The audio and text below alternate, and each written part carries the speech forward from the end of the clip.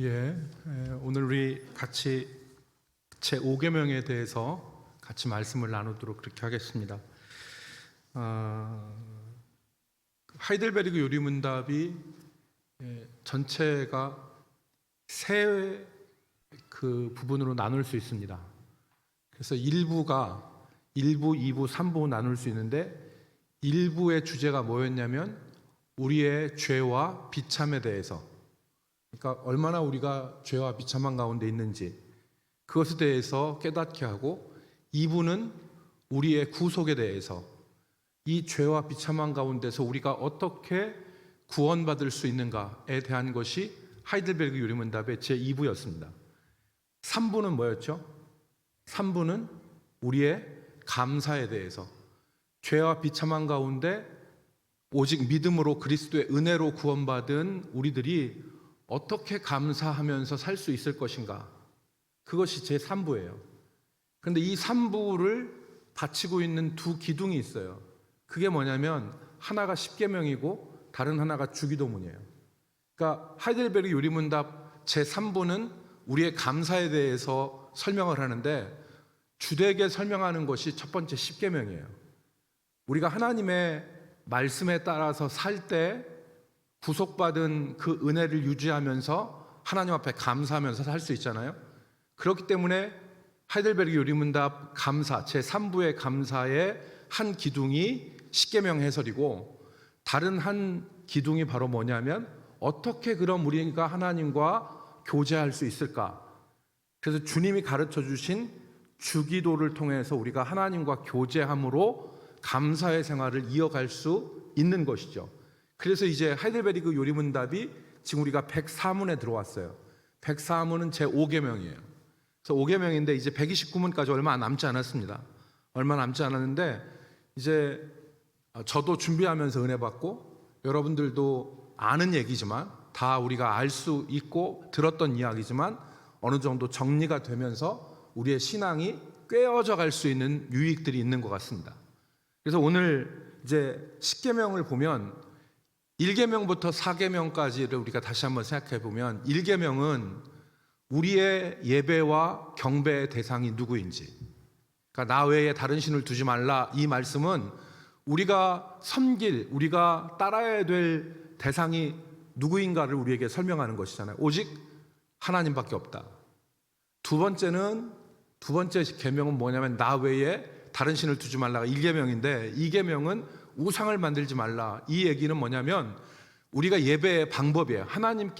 하나님이 정하신 방법으로 예배해야 된다, 그 얘기죠. 우리 자신을 위해서 우상을 만들지 말고. 세 번째가 뭐냐면 여호와의 이름을 망령되게 일컫지 말아라. 이것은 예배의 태도를 가리키는 말이에요. 어떤 태도로 하나님 앞에 나가야 되느냐. 그러니까 망령되이라는 말은 함부로, 헛되이, 가볍게 이런 말이잖아요. 여호와의 이름을 가볍게 그렇게 욕되게 하지 말아라. 하나님을 대하는 태도예요. 우리가 하나님 어떻게 대해야 되는가. 네 번째가 우리 4계명이 안식일을 기억하여서 거룩하게 지키라는 얘기는 하나님이 우리에게 주신 그 만물들 가운데서 우리가 하나님의 창조와 하나님의 주권을 인정하면서 살아갈 것을 우리에게 가르치는 것이죠. 온 세상 만물이 하나님께서 말씀으로 창조하신 것이고 하나님이 주인이시고 하나님의 절대적 주권 아래서 우리가 살아가는 것이다. 그렇기 때문에 이 하나님의 창조와 하나님의 절대 주권을 인정하는 사람은 시간과 물질을 구별하여서 우리의 믿음을 고백하는 거예요.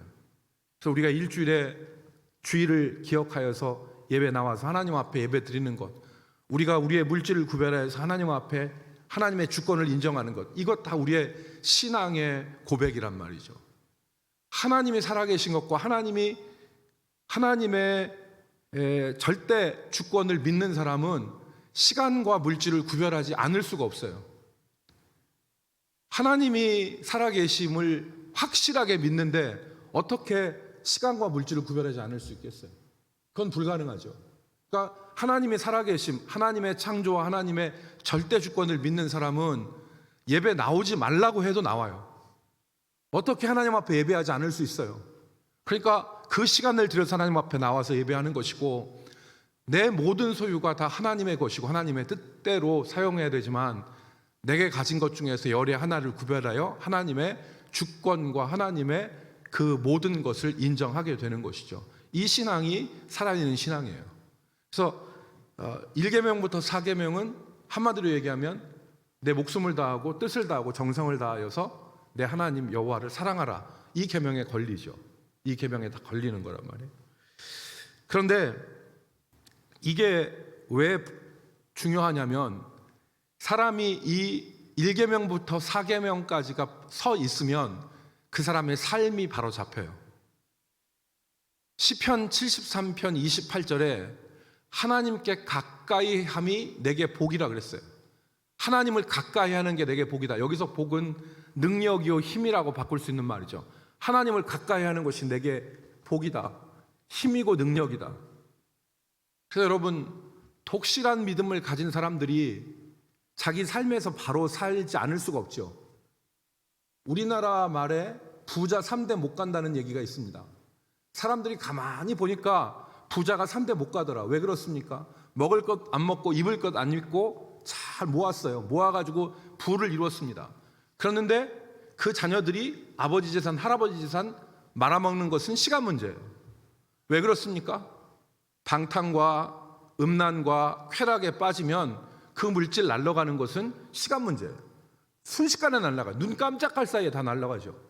그렇지만 여러분, 영국이나 미국에서 독실한 신앙을 가진 사람들 수대에 걸쳐서 내려오면서 하나님께서 주신 복들을 믿음 안에서 누리면서 살잖아요.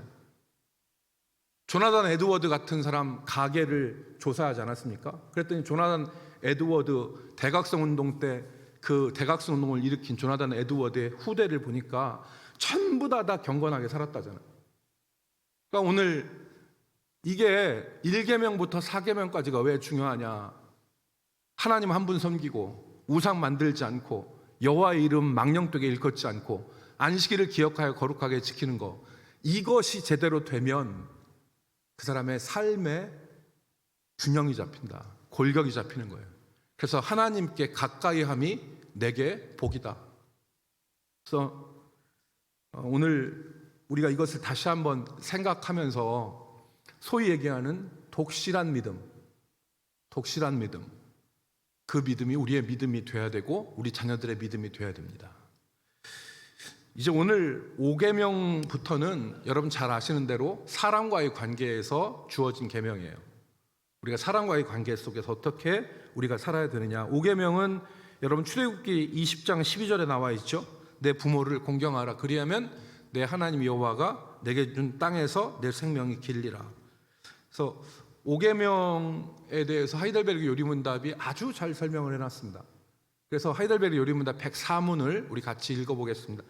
질문부터 읽겠습니다. 시작. 제5계명에서 하나님께서 원하시는 것은 무엇입니까? 5계명이 하나님께서 원하시는 게 뭐냐? 답을 보겠습니다. 답을 같이 읽읍시다. 시작. 나의 부모님 그리고 내 위에 있는 모든 권위에 모든 공경과 사랑과 신실함을 나타내고 그들의 모든 좋은 가르침과 징계에 대해 합당한 순종을 하며 또한 그들의 약점과 부족에 대해서는 인내해야 합니다. 왜냐하면 그들의 손을 통해 우리를 다스리시는 것이 하나님의 뜻이기 때문입니다. 이거 그대로 놔두시고요. 하이델베르그 요리문답의 이 지금 구성은 어떻게 되어 있냐면, 첫 번째는 이 계명의 대상이 누구인지, 우리가 누구를 공경해야 되는지 이 계명의 대상을 먼저 얘기한 이후에 우리가 실천해야 될 것 3가지를 말씀하고 있습니다. 그러니까 첫 번째는 이 계명에 포함되는 대상이 누구냐? 이제 가려 주셔도 되겠어요? 내 부모를 공경하라고 하는 이 계명의 대상은 단지 육신의 부모만이 아니다. 육신의 부모만. 하이델베르그 요리문답에서 아까 뭐라고 했냐면 나의 부모님과 그리고 내 위에 있는 모든 권위에, 그래서 부모님과 나에게 있는 권위에 대해서. 그래서 오늘 우리가 골로새서 말씀해 보면 육신의 부모님은 물론이거니와 육신의 상전들도 상전과 같은 그런 권위들도 대상입니다. 그래서 골로새서 3장 22절 말씀에 보니까 종들아 모든 일에 육신의 상전들에게 순종하되 사람을 기쁘게 하는 자와 같이 눈가림만 하지 말고 오직 주를 두려워하여 성실한 마음으로 하라 그랬습니다. 그러니까 자신의 부모님과 그리고 육신의 상전들과 같이 자신을 다스리는 모든 권위에 대해서, 쉽게 얘기하면 가정에서 부모님, 그리고 형이나 언니, 그리고 사회의 선배, 그리고 더 나아가서 세상에서 우리를 다스리도록 하나님께서 하신 권위들에 대해서 우리가 이렇게 해야 된다라고 그 대상을 얘기한 거예요. 대상을. 그러면 부모님과 하나님께서 주신 권위들에 대해서 그렇게 해야 되는데, 그럼 둘째 어떻게 해야 되느냐, 그들에게 어떻게 해야 되느냐, 세 가지를 말씀했죠. 첫 번째는 우리는 그들에게 우리의 모든 공경과 사랑과 그리고 신실함으로 그들을 대해야 된다. 모든 공경 그리고 사랑, 신실함으로. 그래서 잠언 여러분 1장 8절로 9절 말씀에 보면 내 아들아 내 아비의 훈계를 들으며 내 어미의 법을 떠나지 말라. 9절 말씀입니까? 이는 내 머리에 아름다운 관이요 내 목에 금사슬이라 그랬어요. 부모를 공경하지 않으면 아비의 훈계나 어미의 말 듣지 않습니다. 여기서 아비의 훈계와 어미의 법을 들을 수 있는 것은 공경하는 마음에서 들을 수 있는 것이죠. 그러니까 공경함으로 대해야 된다는 거예요. 부모님 혹은 그 상전의 이야기를. 두 번째는 그 복종함으로. 로마서 13장 1절 말씀에 보면은 이렇게 기록하였습니다. 각 사람은 위에 있는 권세들에게 복종하라. 권세는 하나님으로부터 나지 않음이 없나니 모든 권세는 다 하나님께서 정하신 바라. 그러니까 공경과 복종과 다른 하나는 뭐냐면 사랑으로. 그래서 로마서 16장에 보면 바울이 브리스길라와 아굴라에 대해서 말해요. 브리스길라와 아굴라가 남자고 브리스길라가 여자인데 이 사람들이 바울과 같이 장막을 만든 일을 했습니다. 그런데 바울을 도왔어요. 바울이 이들을 동역자라고 부르지만 사실 동역자는 아니에요. 바울이 사도고 바울을 돕는 사람들이었어요. 그런데 이 브리스길라와 아굴라가 바울을 자신의 생명을 들여서까지 바울을 도와요. 그래서 여러분 로마서 16장 3절 4절에 보니까 너희는 그리스도 예수 안에서 나의 동역자들인 브리스가와 아굴라에게 문안하라. 그들은 내 목숨을 위하여 자기의 목까지도 내놓았으니 나뿐 아니라 이방의 모든 교회도 그들에게 감사하느니라 그랬습니다. 그러니까 우리가 당신이 단지 내 윗사람이기 때문에 나는 기계적이고 형식적인 어떤 그런 순종만 합니다, 이게 아니라 사랑과 신실함과 공경함으로 대하라는 것입니다. 두 번째는 순종하는 거예요. 그들의 가르침과 징계에 대해서 순종하라. 바울 사도가 신약 성경에서 에베소서 6장 1절에서 우리가 잘 아는 대로 자녀들아 주 안에서 너희 부모에게 순종하라. 이것이 옳으니라 그랬습니다. 순종하라는 것입니다. 죄가 되지 않고 하나님의 말씀에 어긋나지 않는 한 우리는 부모와 하나님이 주신 권위를 통해서 주어지는 이 교훈과 징계에 대해서 순종해야 됩니다. 다윗이 블레셋과의 전투에서 승리를 거두었어요. 그리고서 전쟁에서 이겨서 돌아오는데 여인들이 노래를 지어 부르기를 뭐라고 불렀냐면 사울이 죽인 사람은 천천이고 다윗이 죽인 사람은 만만이라고 다윗을 높였어요. 그때 다윗을 향해서 사울의 마음속에 시기가 이제 점령을 했죠. 다윗의 마음을. 그리고 나서 사울이 한 행동이 뭐냐면 다윗을 죽이려고 창을 던집니다. 다윗이 도망가니까 사람을 붙여서 다윗을 추격해요. 그리고 다윗을 죽이려고 합니다.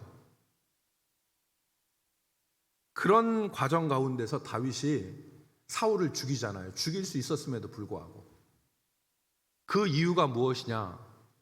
다윗이 사울을 생각하기를 뭐라고 생각했냐면 하나님께서 기름 부으신 사람이다. 하나님이 세우신 권위이다. 그래서 사울을 죽이잖아요.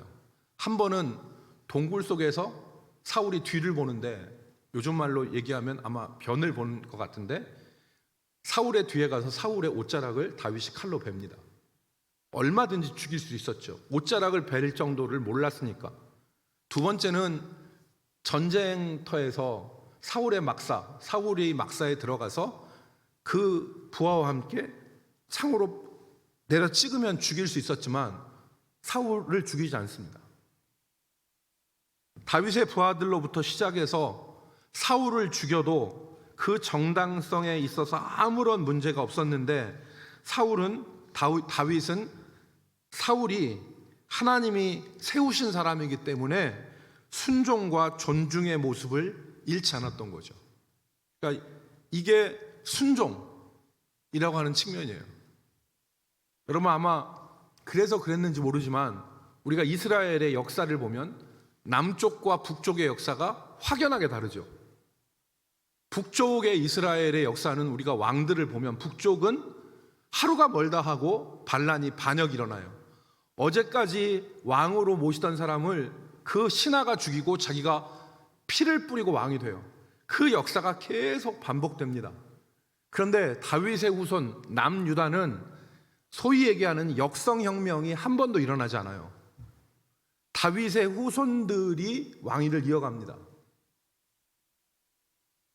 그러니까 오늘 우리가 생각할 것은 부모님과 또 권위들로부터 주어지는 가르침과 그리고 징계에 대해서 우리가 순종해야 된다. 세 번째는 오늘 하이델베르그 요리문답이 우리에게 가르치는 것은 그들의 약점과 부족에 대해서 인내해야 된다 그랬습니다. 여러분 지도자들이 항상 옳은 게 아니에요. 부모가 항상 옳은 것이 아닙니다. 때로는 부당하게 보일 때도 있고 때로는 정말로 부당한 권위가 있고 답지 못한 사람들이 많이 있습니다. 그래서 오늘 골로새서와 에베소서에서 거듭난 그리스도인들이 만나는 사람과의 관계를 똑같이 정의하죠. 세 가지 유형으로 관계를 정의했습니다. 첫 번째가 남편과 아내, 그러니까 협력해야 될 그런 관계죠. 남편과 아내. 두 번째가 부모와 자식, 그러니까 혈연과 어떤 관계 속에 맺혀지는 위아래 사랑. 그리고 세 번째는 사회적 관계 속에서 상전과 종. 이 세 가지 관계가 모두 다 걸려요. 우리가 사회생활을 하고 이 세상을 살아가면 이 세 가지 관계 속에서 모든 관계가 다 걸립니다. 그런데 이 관계 가운데서 어떻게 행해야 되는지를 말하고 있죠. 그러니까 부모에게 순종하라. 또 오늘 우리가 읽은 골로새서 3장 22절 말씀에 보면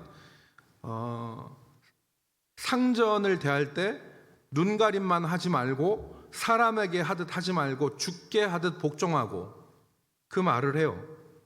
그런데 이런 말씀이 일방적으로만 주어진 것이 아닙니다. 일방적으로 주어진 것이 아니라 그 반대편도 얘기해요. 그래서 에베소서 6장 4절에 보니까 뭐라고 기록됐냐면 아비들아 너희 자녀를 노엽게 하지 말고 오직 주의 교훈과 훈계로 양육하라. 그러니까 일방적으로 내가 윗사람이니까 내가 부모니까 해서 그렇게 하지 말라는 거예요. 여기 노엽게 하지 말라는 말은 화나게 하지 말라 그런 뜻입니다. 주의 교훈과 훈계가 아니라 자기의 기분이나 자기의 고집으로 자녀를 몰아붙여서 억누르면 자녀도 인격이기 때문에 노여움을 갖게 되는 것입니다. 마땅히 행할 길을 사랑과 온유함으로 가르쳐야 되는 거예요. 내가 윗사람이니까 내가 부모이기 때문에 너는 무조건 내 말을 들어야 한다는 생각으로는 바른 관계를 맺을 수가 없습니다. 오늘 골로새서 3장 21절에 보니까 아비들아 너희 자녀를 노엽게 하지 말라 낙심할까 함이라. 이런 억압으로는 자녀들이 올바로 자랄 수 없다는 겁니다. 왜냐하면 부모가 자기 고집과 자기 기분으로 억압하면 속에서 분노가 생기고 좌절이 생기는 거예요. 낙심한다고 그랬잖아요. 좌절이 생기는 것입니다. 그러니까 분노와 좌절이 올바른 성장을 가로막는 것입니다. 얼마 전에 한 10여 년 넘었죠. 연세대학교를 다니던 이 아무개 군이 자기 집에서 자기 엄마 아버지를 망치로 처참하게 죽였어요. 자기 아버지, 자기 부모를. 근데 이 아버지는 육사 출신의 군인이었습니다. 육사 출신의 군인이었는데 성격이 집에 오면 모든 것이 다 딱딱딱딱딱 맞아서 돼요. 그러니까 만약에 자식들이 어려서부터 말 안 들으면은 얼차려주고 그리고 억압받고, 이 엄마도 정말 인텔리였는데 부부관계가 안 좋았어요. 이 아무개 군이 나중에 얘기했는데 자기는 대학인가 고등학교를 가서 부모님들이 한 방에서 안 잔다는 것을 알았다는 거예요. 그러니까 정상적인 부부가 각방을 쓰지 않는 것을 자기가 성장해서 알았다는 거예요. 그러니까 이 부모님들은 서로 각방을 썼기 때문에 다른 부모님들도 다 우리 부모님들처럼 각방을 쓰는 줄 알았다는 거예요. 근데 친구들 보니까, 친구네 집에 가서 보니까 안 그렇다는 거죠. 그만큼 부모님들이 이상하게 산 거죠. 그러니까 잦은 불화, 또 말다툼, 가정의 어떤 그런 심각함, 이런 것들이 가정에 있었는데 그날도 아버지한테 뭐를 잘못해서 굉장히 혼나야 될 일이 예상이 됐다는 거예요. 그래서 엄마부터 죽이고 그리고 아버지를 그렇게 했다는 거예요. 그러니까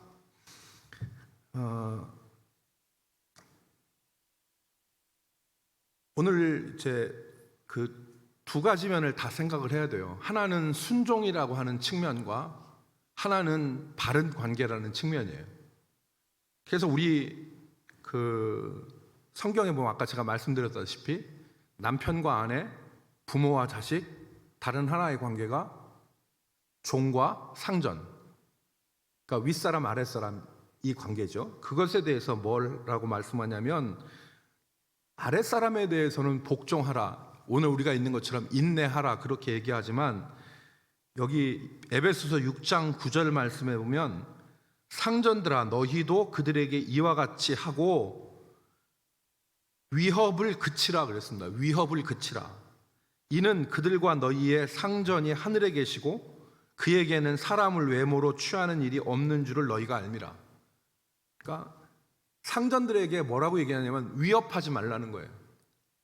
그러니까 뭐 잘라버리겠다, 아니면 뭐 어떡하게 불이익을 주겠다라고 하는 그런 하나님이 주신 자기가 위치적으로 갖고 있는 그 권세를 가지고 위협하지 말아라. 왜냐? 너나 그 사람이나 다 진짜 상전 되시는 하나님의 종들이고, 그리고 그 하나님은 외모를 보시는 것이 아니라 중심을 보신다. 그래서 여러분, 종의 비유가 있잖아요. 종의 비유가 있는데 예수님께서 종의 비유를 하셨는데 다 맡기고, 종한테 맡기고 주인이 나갔어요. 그런데 이 게으른 종이 그 주인의 재산을 축내고 동료 종들을 때리고 술 먹고 그렇게 해서 살게 되면 나중에 주인이 돌아왔을 때 어떻게 하겠느냐? 책망하지 않겠느냐? 마찬가지죠. 하나님께서 오늘 우리에게 주신 자리, 우리에게 주신 힘, 우리에게 주신 권세를 가지고 아랫사람들을 위협하고 못살게 굴고 그리고 억압하면 진정한 상전 되시는 하나님이 가만히 두시지 않지 않겠느냐라는 말씀입니다. 회개할 날이 있기 때문에 그렇게 하지 말라는 것입니다. 이런 악한 종, 악한 주인, 또 위협하는 상전들이 있기 마련이고 있기 마련인데 그들에 대해서 어떻게 해야 되느냐, 오늘 가르치는 것이 바로 인내로서 생활해야 된다. 즉 인내해야 된다는 말은 무슨 말이냐면 여전히 순종과 공경과 신실함과 사랑의 태도를 유지해야 된다, 그 말입니다. 직장생활 하시는 분들이나 사회생활 하시는 분들은 이 말이 쉽지 않다는 것을 여러분들 느끼시죠? 아시죠? 쉽지 않은 말입니다. 그렇지만 우리에게 가르치시는 말씀이 이 말씀이에요. 그들의 부족함과 연약함을 인내해라.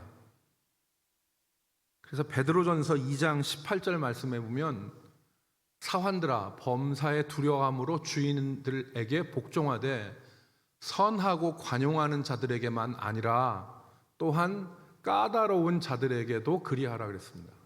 좋은 상전에게만 그렇게 하는 것이 아니라 까다로운이라는 이 헬라어는 옳지 못한이라는 뜻도 있고 부패한이라는 뜻도 있어요.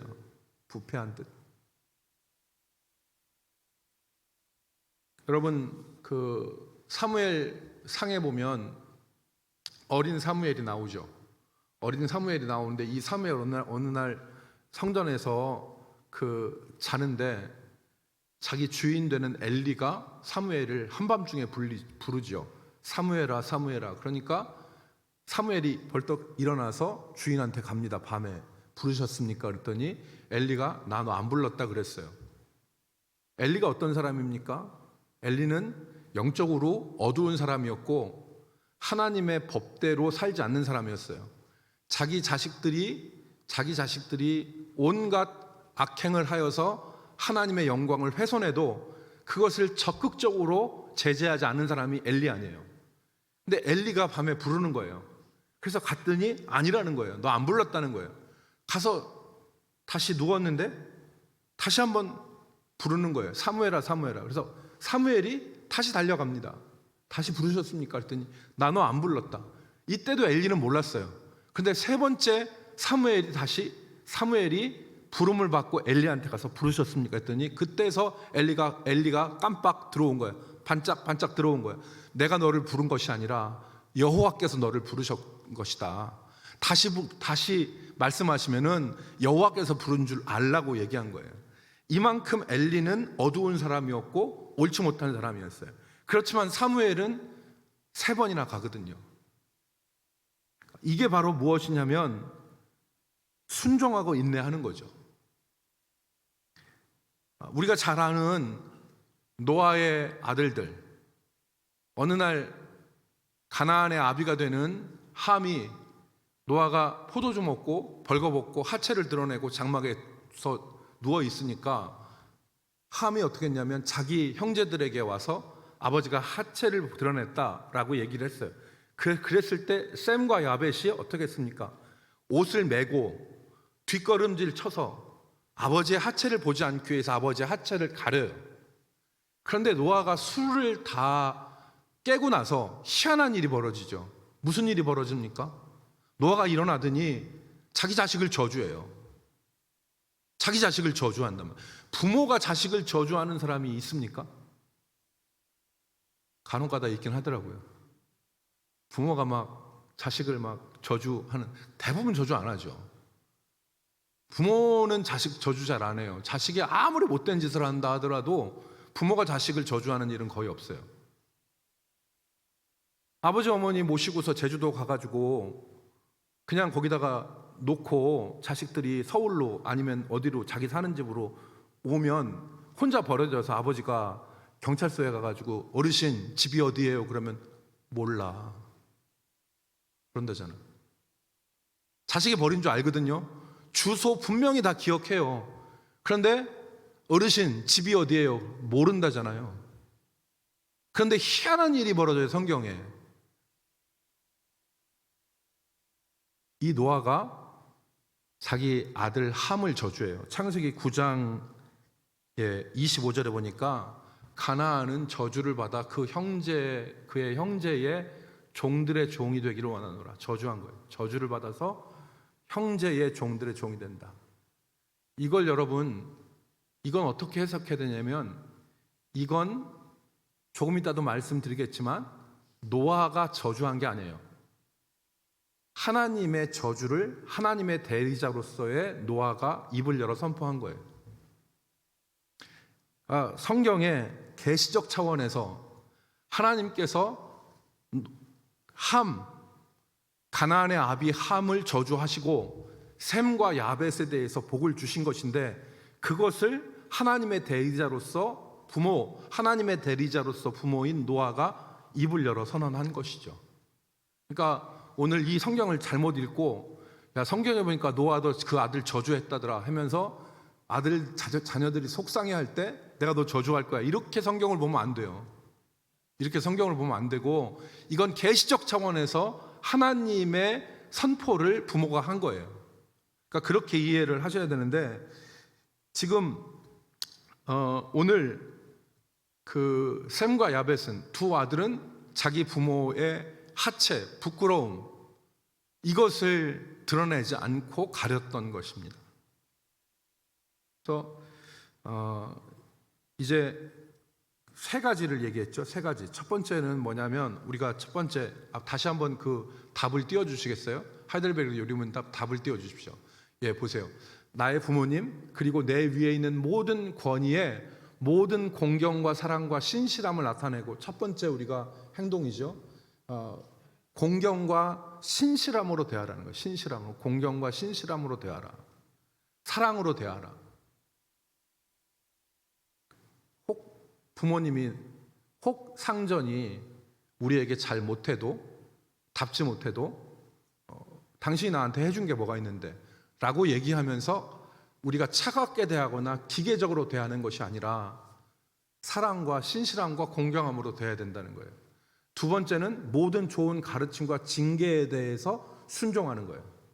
세 번째는 그들의 부족과 연약함에 대해서 인내해야 되는 거예요. 이것이 내 부모를 공경하라고 하는 계명에 들어있는 뜻이에요. 이 세 가지가. 그러면 이제 맨 마지막에, 그렇다면 마지막으로 우리가 존중하고 그리고 공경해야 되는 이유가 바로 어디에 있느냐? 그것은 그들이 하나님의 대리자로서 우리를 다스리기 때문입니다. 왜냐하면, 거기 나와 있죠. 왜냐하면 그들의 손을 통해 우리를 다스리는 것이 하나님의 뜻이기 때문입니다. 종교개혁자 루터는 부모는 하나님의 대리자라고 그랬어요. 부모는 하나님의 대리자다.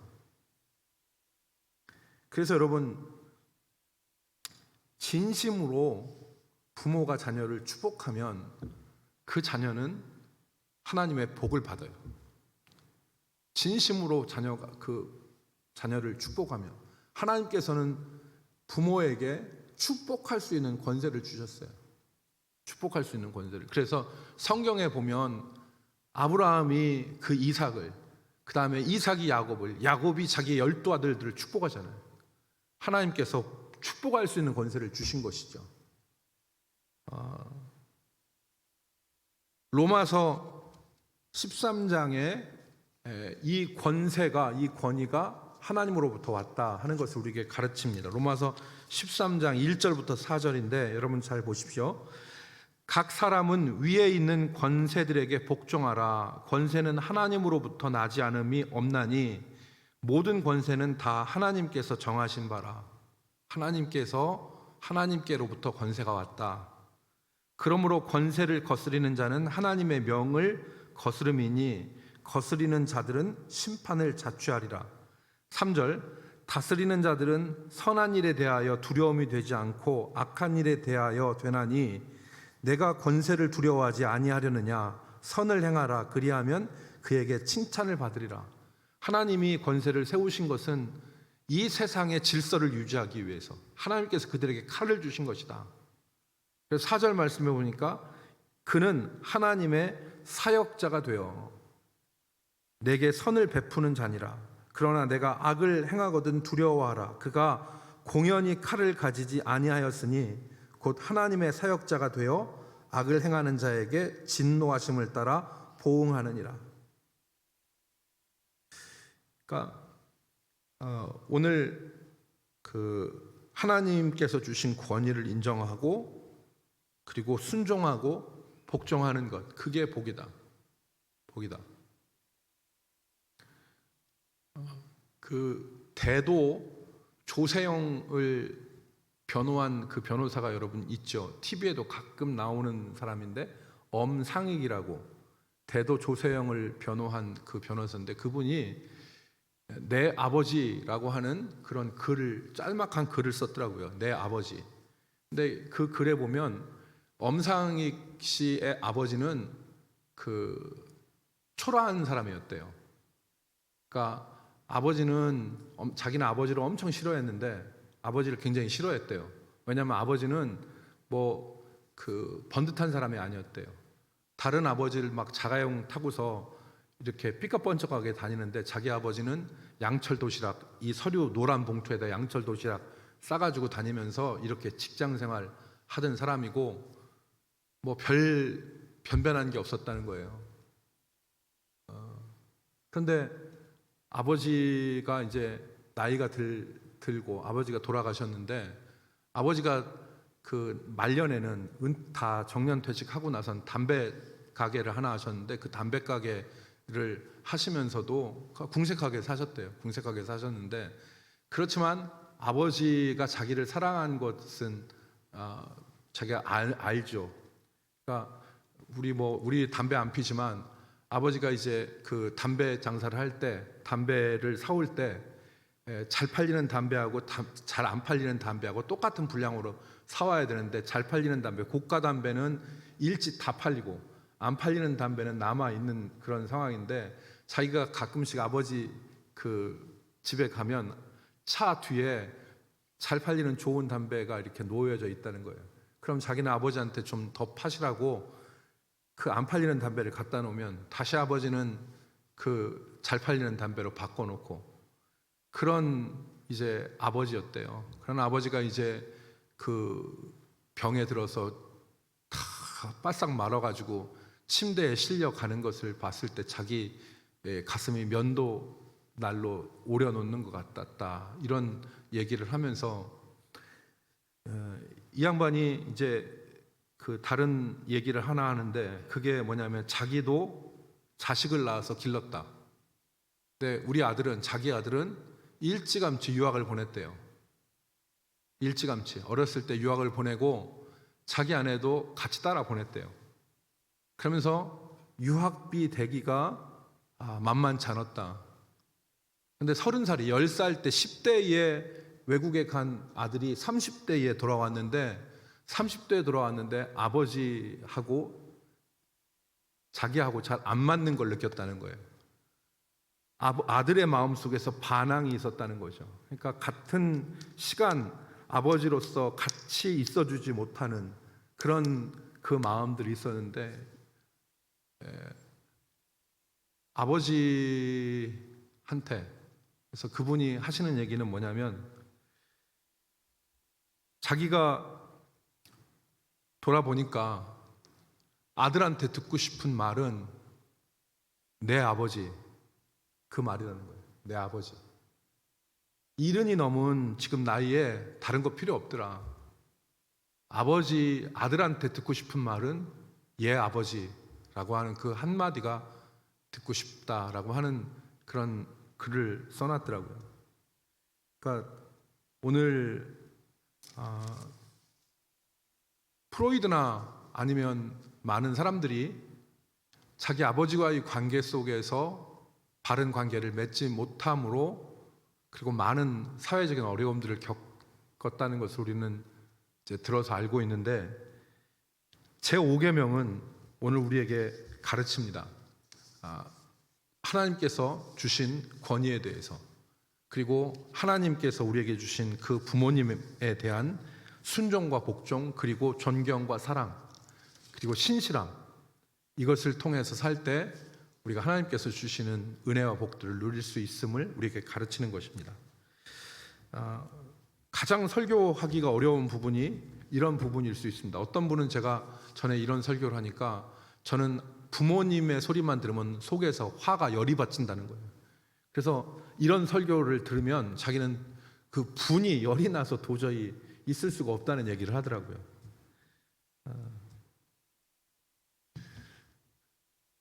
하지만 하나님께서 우리가 잘 되라고 하시는 말씀이니까 우리 모두가 다 새겨 듣고 아멘하고 순종할 수 있기를 바랍니다. 기도합시다. 11조 예물 이석화 권사님, 또 감사 예물, 그리고 목적 헌금 드렸습니다. 그리고 남편 수술이 잘 되어 빨리 회복되기를 기도합니다. 우리 장선영 권사님, 김옥단 전도사님 감사 예물 드렸습니다. 거룩하신 하나님, 오늘 우리 모두가 우리 삶에서 우리 삶이 삐뚤어 나가지 않기 위해서 주신 이 계명들을 기억하며 이 계명에 우리 자신을 비추어 보게 하시고, 그리고 이 계명에 순종하며 살게 하여 주옵소서. 그리하여서 하나님과 교통이 막히지 않게 하시고 하나님이 주신 은혜를 누리며 살 수 있도록 도와주시옵소서. 예물 드린 귀한 손길들이 있습니다. 하나님께서 기억하시고 그 중심과 아버지 그 소원을 주께서 기억하시며 하나님의 능하신 팔로 저들을 붙들어 주시고 인도하여 주시옵소서. 특별히 아버지 하나님, 수술을 예비한 우리 장권사님, 우리 귀한 가정에 함께하여 주셔서 우리 주님의 역사와 우리 주의 은혜가 나타나게 하여 주시옵시며, 생명의 주인 되신 주께서 우리의 호흡과 우리의 생명을 붙드시고 있음을 우리가 믿고 하나님의 절대 주권 앞에 우리가 기도하며 간구하게 하여 주옵소서. 예수님의 이름으로 기도 올리옵나이다. 아멘.